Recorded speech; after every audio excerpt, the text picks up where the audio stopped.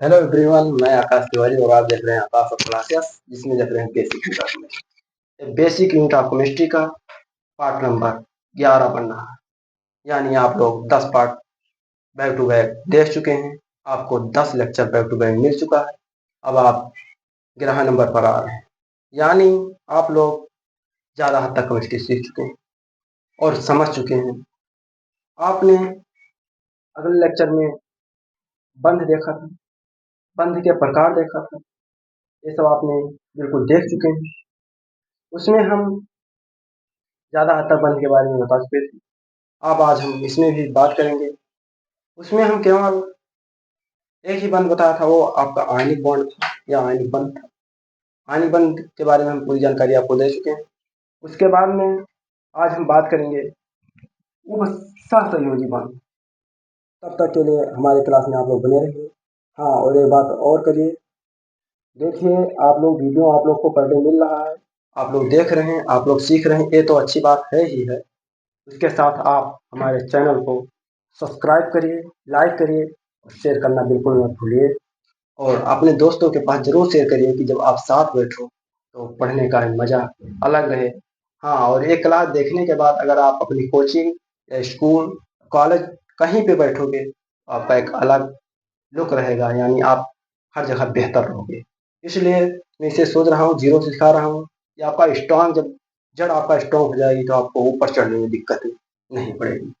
तो चलिए, बिना फालतू बात किए हुए हम इसे चालू करते हैं और आप हमारे साथ देखिए और समझिए।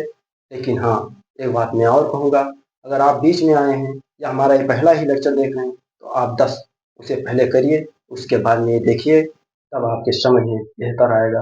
आपके समझ में इस तरीके से आएगा कि केमिस्ट्री बिल्कुल आपके ऊपर हावी हो जाएगा, कि आप केमिस्ट्री से डरोगे नहीं कि केमिस्ट्री क्या होता है। तो हाँ, फालतू बातें करने से अब कोई फायदा नहीं है। चलिए हम इसे देखते हैं क्या होता है। देखिए, पहला हमारा है सहसंयोजी बॉन्ड या कोवैलेंट बॉन्ड। सहसंयोजी बॉन्ड, इसकी परिभाषा सिंपल वे में क्या होती है, इस पे हम बात कर रहे हैं। देखिए इसकी परिभाषा यानी डिफिनेशन इसकी है, किसी अणु के दो परमाणुओं के मध्य इलेक्ट्रॉनों की साझेदारी से बने बंध को हम सहसंयोजी बंध कहते हैं। किसी देखिए फिर एक बार, किसी अणु के दो परमाणुओं के मध्य इलेक्ट्रॉनों की साझेदारी से बने बंध को सहसंयोजी बंध कहते हैं। जैसे आप उदाहरण के तौर पर बात करिए, आपके पास 5 रुपए हैं और आपको 10 रुपए की जरूरत है, तो या तो 5 रुपए आप किसी से उधार लोगे और या तो आप किसी से साझेदारी करोगे। बाई चांस आपको उधार नहीं मिल रहा है तो आप एक दूसरे लोग से 5 लेकर के साझेदारी कर सकते हो, जिससे आपका काम 10 वाला हो जाए। इसलिए इसे भी समझिए। इसी तरीके से साझेदारी इसमें भी इलेक्ट्रॉनों की साझेदारी होता है। चलिए हम बात कर रहे हैं इससे साझेदारी की कैसे होता है। आपको इतना समझ में आ गया। अब हम कुछ एग्जाम्पल के तौर पर बात करेंगे क्या होता है। देखिए, H2 में हाइड्रोजन गैस जो है हमारा, उसका एग्जाम्पल मैं लेकर के चल रहा हूँ। ये H2 H2 के बारे में आपको पता है। H2 का लेविस डॉट सिंबल यानी संयोजकता, H का संयोजकता 1, बाइकोस में 1 इलेक्ट्रॉन होता है। हाइड्रोजन का संयोजकता संयोजकता संयोजकता 1 होता है, 1 होता है। बाइकोस में H2 यानी एक हाइड्रोजन और है, उसके भी बाइकोस में 1 इलेक्ट्रॉन, बाइकोस में 1 इलेक्ट्रॉन। आप इतना तो छोटे क्लास में जान ही चुके हैं कि अयुग्मित इलेक्ट्रॉन की संख्या बॉन्ड बना सकती है, युग्मित इलेक्ट्रॉन बॉन्ड नहीं बना। तो इसके बाइकोस में 1 इलेक्ट्रॉन, इसके बाइकोस में 1 इलेक्ट्रॉन, इसके मतलब ये एकल बॉन्ड से जुड़ा हुआ है, एक बंध से जुड़ा हुआ है।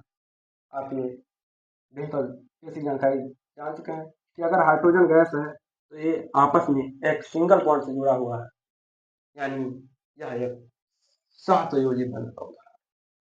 दूसरे में बात करेंगे H2O। H2O के बारे में आपको क्या पता है?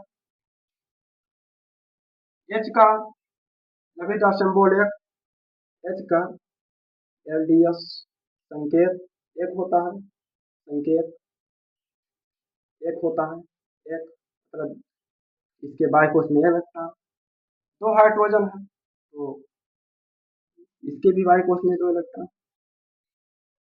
इसका इलेक्ट्रॉनिक विन्यास केवल एक वन होगा क्योंकि बाइकोस में एक ही इलेक्ट्रॉन है। हाइड्रोजन के बारे में आप क्या जानते हैं? इसका परमाणु क्रमांक 8, इलेक्ट्रॉनिक विन्यास 2 6 होगा। देखिए ऑक्सीजन परमाणु क्रमांक 8 2 6, इलेक्ट्रॉनिक विन्यास 2 6 होगा, यानी बाह्य कोश में इनके 6 इलेक्ट्रॉन है, 1 2 3 4 5 6। तो इस तरीके से दो युग्मित और दो अयुग्मित, जो अयुग्मित इलेक्ट्रॉन है वही ये बॉन्ड बनाएगा, यानी इस तरीके से इसका बॉन्ड बनेगा। आपको ये बेहतर समझ में आया होगा। और हम उदाहरण कर लेते हैं N2 यानी नाइट्रोजन, दो नाइट्रोजन है हमारे पास, यानी नाइट्रोजन का एलडीएस नाइट्रोजन का नाइट्रोजन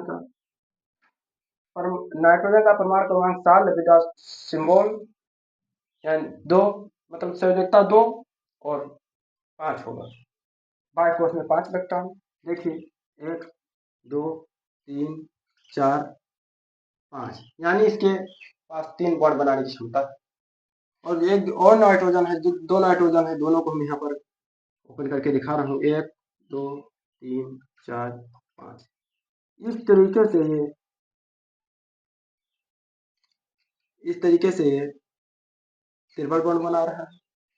आपको इसका भी उदाहरण, इसका इलेक्ट्रॉनिक विन्यास एन का इलेक्ट्रॉनिक विन्यास होगा 2 5, परमाणु क्रमांक 7 होता है। आपको ये भी बेहतर समझ में आ रहा है।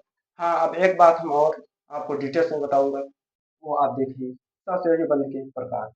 सहसंयोजी बंध के प्रकार ये दो प्रकार के होते हैं, या तो ये सिग्मा बॉन्ड बनाएगा, सिग्मा बॉन्ड बनाएगा, या ये पाई बॉन्ड बनाएगा, या सिग्मा बनाएगा या पाई बॉन्ड बनाएगा। इसके पास दो प्रकार के इसके बंध होते हैं, या आप समझ चुके हैं। अब इसमें हम बता रहे हैं, ये आपका पहला जो है वो आपका सिग्मा बॉन्ड है और दूसरा आपका पाई बॉन्ड है। इसमें अगर हम बात करूं तो ये सिग्मा बॉन्ड है, जबकि ये दोनों पाई बॉन्ड है। आप इसी तरीके से इसमें भी ये भी डिटेल से समझ चुके। अब हम बात करेंगे नॉट, ये जो सहसंयोजी बंध बनेगा ये आधात और आधात के बीच ही बनेगा, आधात और आधात के बीच इलेक्ट्रॉन की साझेदारी है।